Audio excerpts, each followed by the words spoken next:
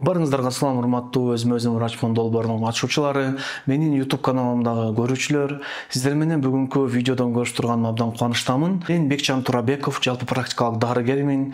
500 миңден ашуун адам менин түрдүү чыгарган медициналык маалыматтарымды көрүп, угуп, өздөрүнүн медициналык сабаттуулугун жакшыртып келүүдө. Азыркы учурда ушул кыргыз элибиздин ден соолугун жакшыртуу максатта ар бир жараныбыз өз ден соолугуна өзү жоопкерчилик алсын деп, өзүм врачмын аттуу долбоорду негиздеп, азыркы учурда элибиздин сабаттуулугун жакшыртуу менен алектенип жатам.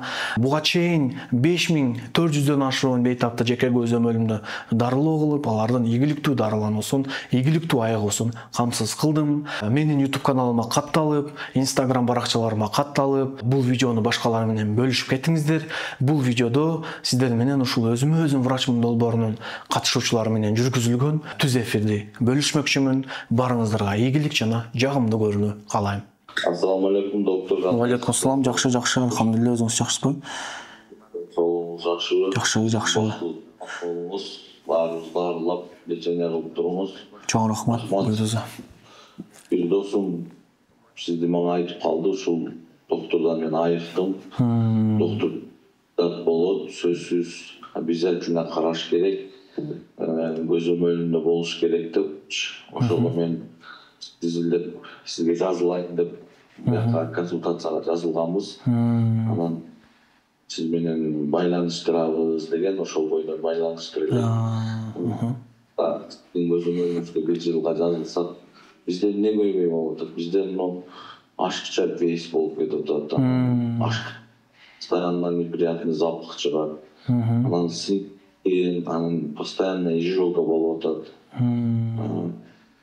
Анан оң буттун тизенин боковой жагы бираз вес көбөйүп кеткенин по-моему бул дагы жана баштан оң кулактын аркасындагы кичине ооруйт, анан мурундун дем алышы кыйын болуп калып атат. Ушинтип уже майда чүйдө болуп, ушинтип көбөйүп атат да, буларчы. Ошого мен сизге таап, жолугуп албасам дагы көзөмөлүңүзгө жазылышым керек болуп жүрүп. Эмилбек мырза, сиздин пикириңиз үчүн терең ыраазычылык билдирем. Атайын ишеним көргөзүп, көзөмөлгө жазылайын деп. Сиздин случайда буйруза 1 жыл ичинде өтө идеальный результаттарга жетсек болот. Сизде бир дагы комплексный состояние болуп атат да, не только баягы сиз айтып өткөн көйгөйлөр, бирок булардын негизги причиналары бар да. Ошолорду бардыгын анализдер аркылуу, анамнез аркылуу, терең изилдөө менен, сизге дополнительный суроолорду берүү менен аныктап чыгып, анализдерди көрүп, так диагноз коюп, дарылоону баштай турган болсок, буйруза күн сайын сиз да өзүңүз бекем жоопкерчилик алып, күн сайын аракет жасай турган болсок, уже 1 жылдан кийин башка деңгээлге жетесиз да. Азыр сизде көрдүңүзбү, ашыкча салмак, изжога, бул бүт мультифакторный состояние да. Ушулардын бардыгын биз поэтапно ар бирин жок кылышыбыз керек да. Биринчи биздин кадам, биринчи 3 айлык, биринчи 6 айлыкта организмдин нормально иштеп турушу үчүн бүт микро-макро элементтерди, витаминдердин деңгээлин, бүт элементтердин деңгээлин нормага келтиребиз да.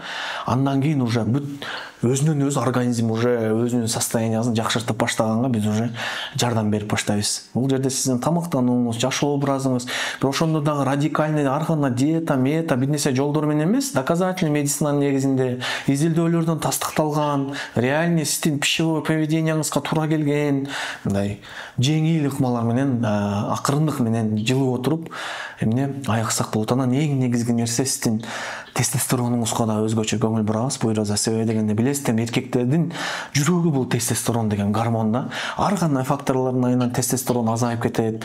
Тестостерон биздин зат алмашууга жооп берет, башка бүт состояниябызга, ашказандын иштешине бардыгына жооп берет. Ошондуктан аны дагы контроль кылганга аракет кылабыз. Гормондоруңузду көзөмөл кылабыз. Щитовидный железаңыз, башка орган системаларыңыз кандай иштеп атат. Сиздин бүт жашоо образыңызды анализ кылабыз. Сиздин жаш күнүңүз кандай деңгээлде өтөт, бардыгын акырындык менен нормага келтирип отуруп, буйруза эң жакшы жыйынтыктарга жетебиз. Анан как раз мына 12 айлык катталам деп аткан кез азыркы учурда өзүңүз билгендей жакшы мүмкүнчүлүк болуп атат. Ошого менеджерлерге жазылып катталсаңыз, сизге да ыңгайлуу болот да буйруза. Анан көзөмөл процесси медлит деген тиркемеде болот. Ошол жактан күн сайын байланышып турабыз. Ошол жактан анализтериңизди жөнөтөбүз. Ошол жактан анализтерге түшүндүрмө берем, дарылар жазам, дневникти жөнөтүп турабыз күн сайын. Бардык процесс ошол жакта болот. Бардык маалыматтар конфиденциально, бардыгы идеалдуу түрдө жүргүзүлөт, Эмилбек мырза. Анан бул жерде албетте 90% аракет сиздин көз каранды. Сиздин аракеттер, сиздин күн сайын кылган нерселер, сиздин өзүңүздүн ден соолукка болгон жоопкерчилик бардыгы сизден көз каранды болот. Мен ишенем, сиз бул нерсеге өзүңүз да жоопкерчиликтүү мамиле кылып, толук кандуу аякканга аракет жасайсыз деген ойдомун. Ошондой, Эмилбек мырза. Азыр сиз айтып өткөн нерселердин бардыгы 100% туура келип атат да. 100%. Баягы зат алмашуу, жанагы ички органдары бүт мындай иштештери чото ордунда эмес дейт. Ошону биз неге ордунда эмес болуп атат, эмненин айынан мындай болуп атат, так себебин аныктайбыз да. Анан мен сизге айтам, Эмилбек мырза, именно мына монун айынан сизде ушундай болуп атат дейм, ушуну жок кылабыз деп, ошонун үстүндө иш алып барып баштайбыз да. Хорошо, макул, рахмат ошон. Ошол анда бүгүн баштайлы, анда көзөмөлгө жазылыңыз бүгүн буйруза, көзөмөл алкагында уже эртерээк баштап, ден соолугуңузду жакшыртууга кадам таштайлы, Эмилбек мырза. Жака жазылып, 5-сентябрдан баштасам деп атам. Жазылып койгонсуз, все, хорошо. Все, анда макул. Жакшы. Хорошо, анда Эмилбек мырза 5-сентябрдан анда сизди тиркемеден күтөм. Амандыкта туруңуз. Макул. Сизге дагы ийгилик каалайм. Рахмат. Досум сизден айыккан экен. Чоң рахмат, досуңузга дагы ден соолук каалайм. Салам айтып коюңуз менден. Макул, амандыкта туруңуз.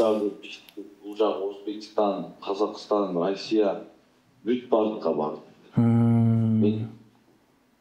Бир ички органда дагы бир да результат болбоду. Анан мен бул врачка аялым айтты дейт, анан мен да изилдедим, видеолорун көрдүм, инстаграмга катталдым, бүт нерселердин бүт үйрөнүп чыктым. Ошото карап үмүтү ушул жактан.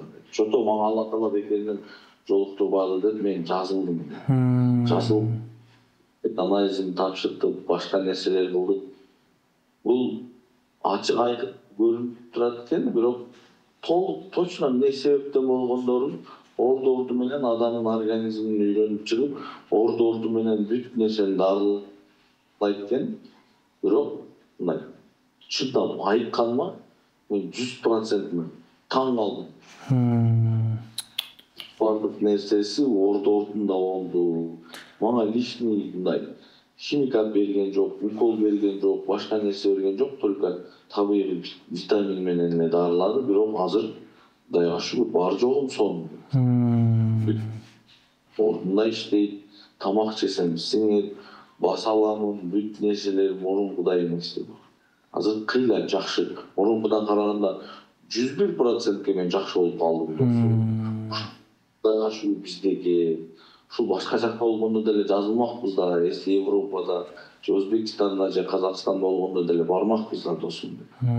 Бул түшүнбөйт экен, билбейт экен, жакшындай маани бербейт экен. Мен дагы ошого маани берген эмесмин. Бирок өзүбүздүн кыргызстандан чыгып атат. Тем более таксыр бала экен. Өтө грамотный бала экен. Бүт бардыгы кичпейлик, реально кылып түшүнүп берет. Точно баланы айткандай кыла турган болсом, сөзсүз сакаясың досум. Алла күбөмүн, ишенбесең өзү менен байланышып көр досум деп. Сизге мага аракет этип калды да. Анан азыр состояние кандай чувствовать десем, досум альхамдулилля дейт. Эч нерседен проблема жок дейт.